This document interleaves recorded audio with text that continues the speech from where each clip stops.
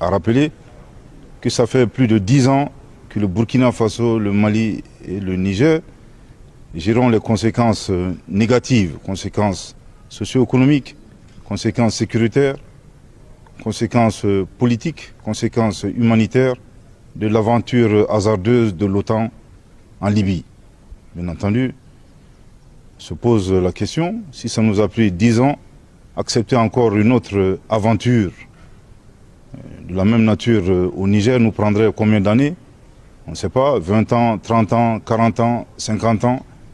Une chose est sûre, le président Goïta et le président Traoré ont clairement dit non, non et non. Nous n'accepterons pas d'intervention militaire au Niger. Il en va de notre survie. Et bien entendu, les chefs d'État du Mali et du Burkina ont pris la ferme décision de laisser des actifs et non des passifs aux générations futures. À l'endroit de la CEDEAO, nous avons deux messages. Le premier message, c'est que nous leur demandons très clairement de cesser d'affamer nos peuples. Nous n'avons pas besoin de sanctions. Je pense qu'il y a énormément accès de souffrance que nos populations traversent. Le deuxième message, qui est également un message important, nous apprécions bien les ultimatums. Je pense que la CEDEAO se trompe lourdement de destinataire. Il faudra adresser ces ultimatums aux groupes terroristes.